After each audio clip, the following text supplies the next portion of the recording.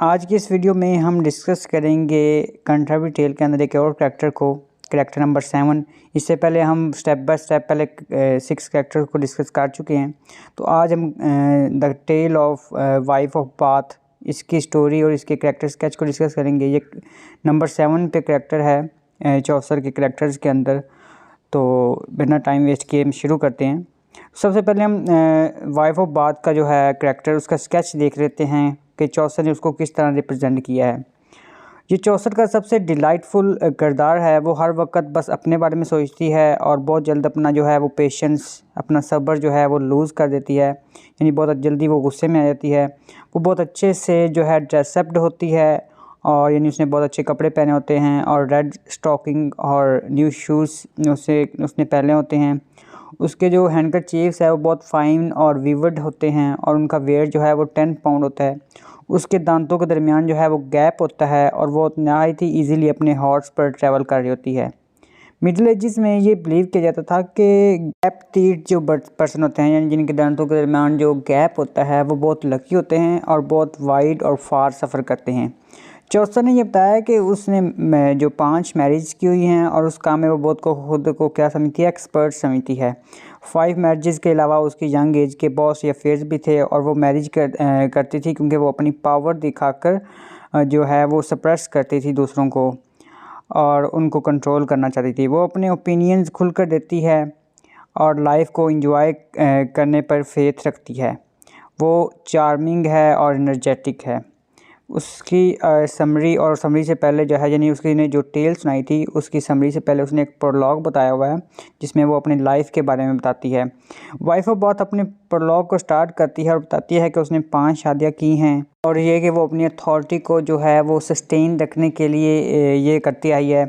वो जीसस की एक दफ़ा शादी करने वाले कंसेप्ट को नहीं मानती। वो हर एक सस्पेक्ट को एक अलग पॉइंट ऑफ व्यू से देखती है और अपनी इस ज़्यादा शादियों वाली बात को डिफेंड करने के लिए वो बाइबल के एक कैरेक्टर किंग सुलेमान बादशाह के एग्जांपल देती है कि उनकी भी तो कितनी ज़्यादा वाइफ्स थी। यहाँ पे वाइफ ऑफ बाथ जो है वो सबसे क्वेश्चन करती है कि क्या इस ग्रुप में कोई ऐसा है जो प्रूव कर सके कि गॉड क्या चाहते हैं। गॉड क्या ये चाहते हैं कि हर इंसान अपनी वर्जिनिटी को बचा के रखे और सारी उम्र मैरिज ना करे। वो बोलते हैं कि गॉड ने हमारे सेक्सुअल ऑर्गन सिर्फ इसलिए बना के रखे हैं कि हम इससे प्लेजर हासिल कर सकें, लेकिन अगर कोई अपनी मर्ज़ी से अपने जो वर्जिन है या मेडन है वो मेड रहना पसंद करता है तो वो अलग पॉइंट है, लेकिन मेरे नज़दीक ऐसा नहीं है। याद रहे कि पिलग्रिम्स के ग्रुप में सिर्फ ये एक ऐसी लेडी है जो कि मैरिज कर सकती है, बाकी तो नन्स हैं, उनको शादी की परमिशन नहीं होती। और चौसर कहता है कि इस बात का वाइफ ऑफ बाथ ने भरपूर फ़ायदा उठाया। इसी ड्यूरेशन में पार्टनर उसे इंटरप्ट करता है और तो ये उसे चुप करवा देती है। उसको कहते हैं कि अपनी जो है वो ड्रिंक को एंजॉय करो, उसको डिस्टर्ब ना करो।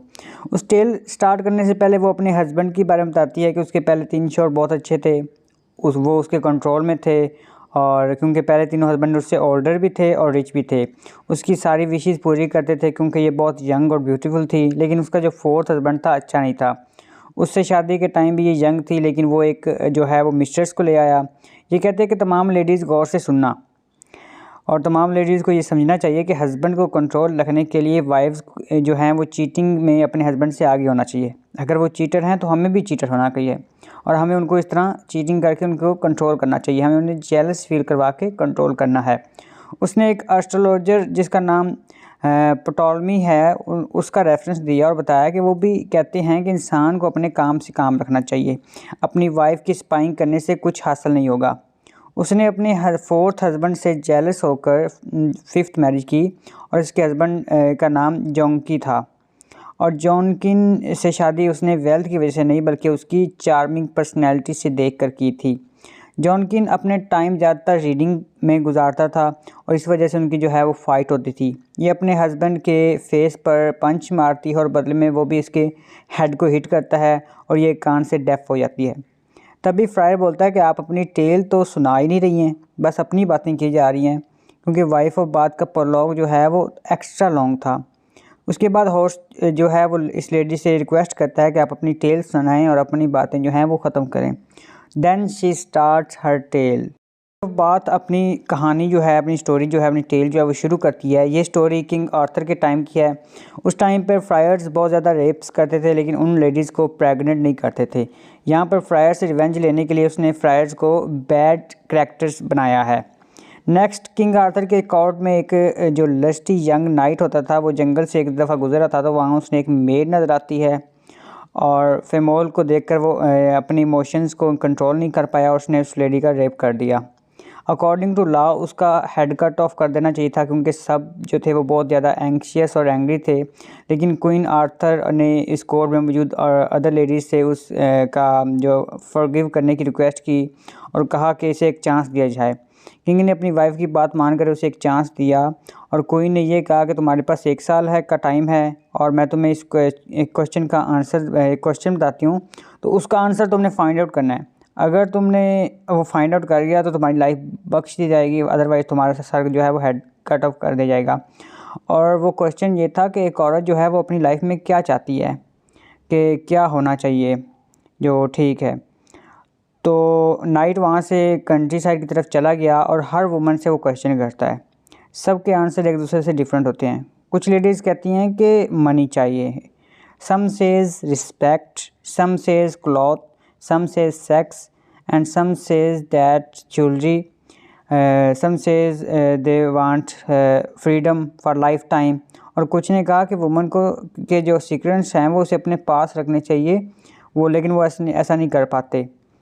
फाइनली वो एक दिन आया, 1 साल गुजर गया और उसे वो कोई प्रॉपर आंसर नहीं मिला और वो भटकता फिर रहा था। और ये वो दिन आ गया जब उसे कोर्ट में पेश होना था और अपना आंसर सबमिट करना था, लेकिन उसके पास कोई एक आंसर नहीं था।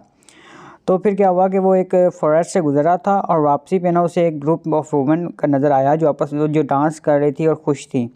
तो वो उनके पास जाने का सोचता है। जब उनके पास जाता है तो वो डिसअपीयर हो जाती हैं और वहाँ पे एक जो है ओल्ड वुमेन उसे नज़र आती है।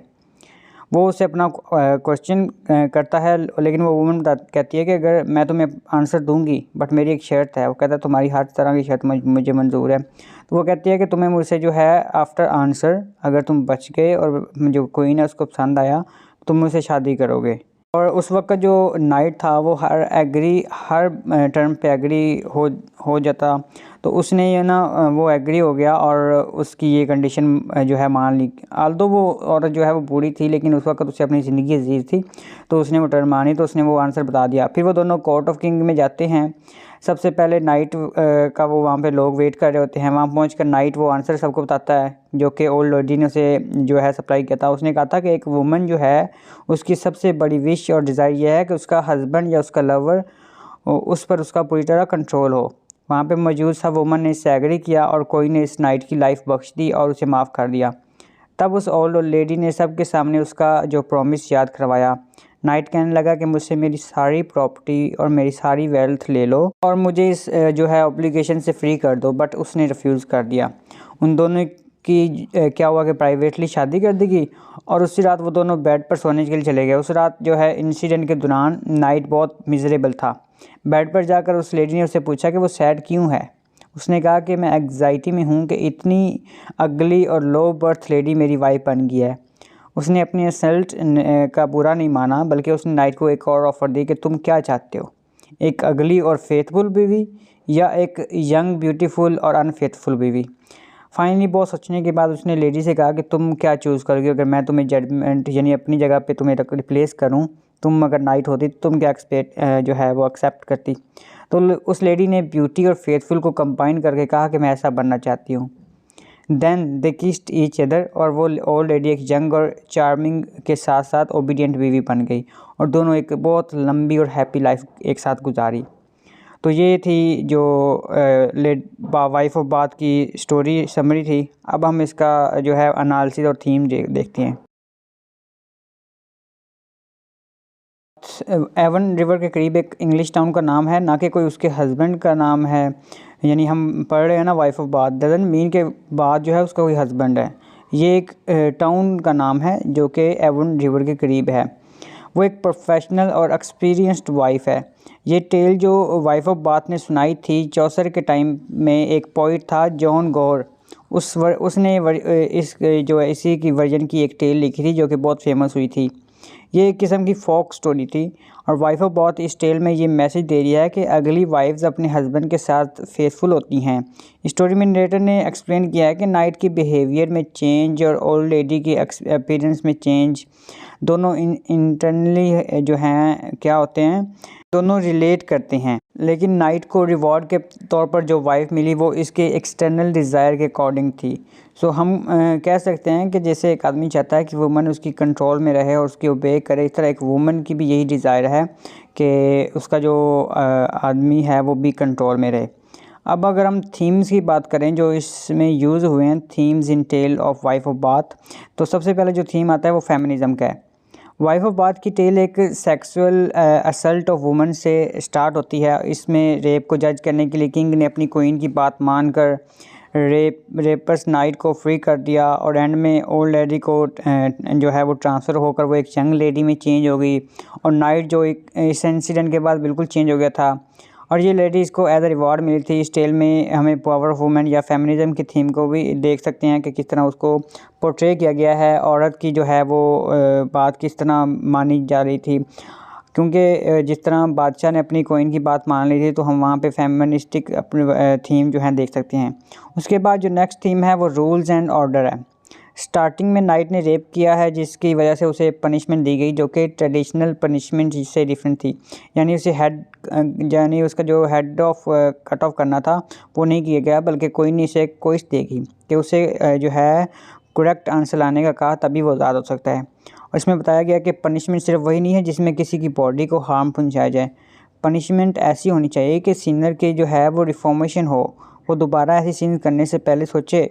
जिस तरह नाइट इस इंसिडेंट के बाद बहुत चेंज हो गया था और उसने अपनी तमाम पुरानी आदतें छोड़कर वो एक चेंज पर्सन हो गया था, तो यही आपकी जो है वो पनिशमेंट होती है जिससे इंसान जो है वो बदल जाता है और अपनी पुरानी लाइफ, अपनी प्रीवियस लाइफ को छोड़ कर नई लाइफ की तरफ बढ़ जाता है।